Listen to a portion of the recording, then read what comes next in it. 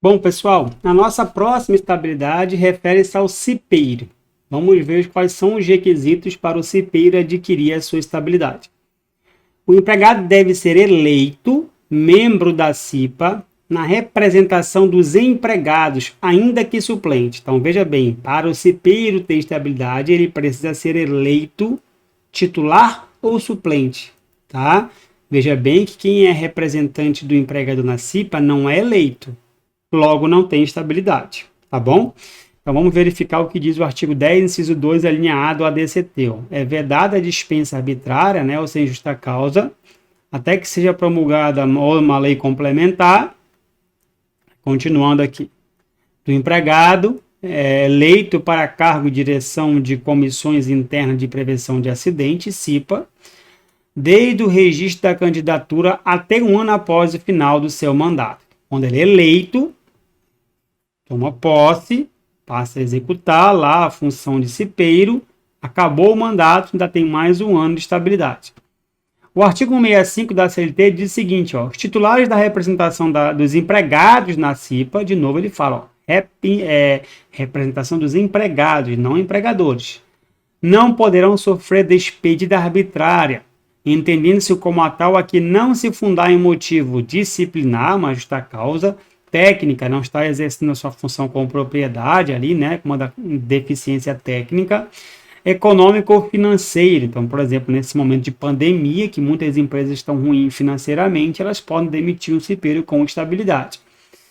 Ainda a súmula 339, inciso 1 do TST diz, o suplente da CIPA goza de garantia de emprego previsto no artigo 10, inciso 2, a linha A do ADCT, a partir da promulgação da Constituição de 88.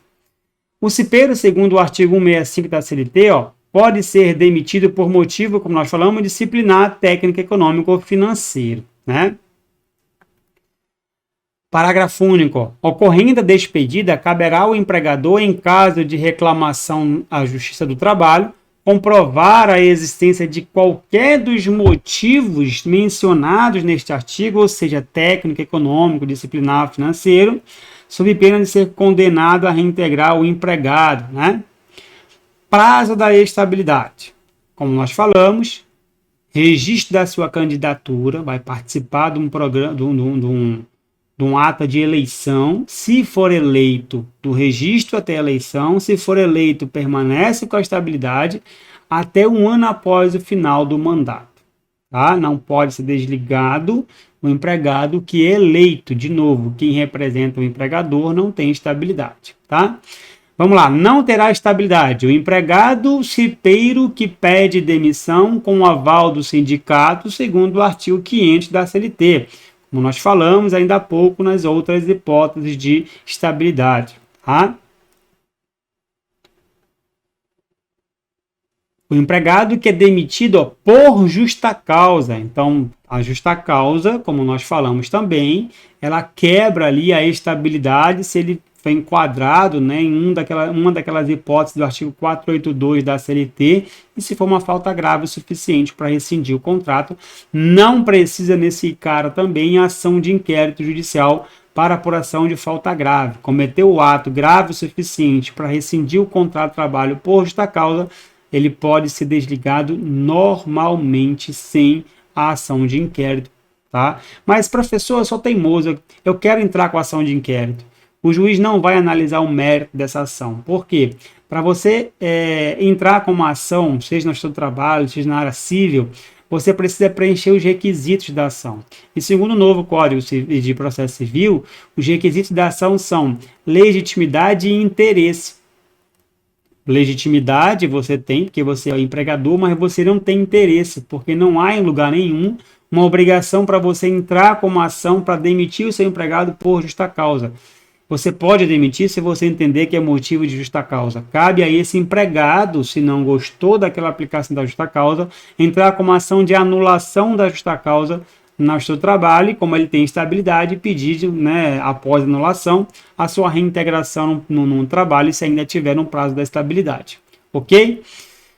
O empregado que representa o empregador na CIPA, ele também não tem estabilidade. Então, o empregado que representa o empregador na CIPA, ele também não tem estabilidade, como nós vimos. Por que ele não tem estabilidade?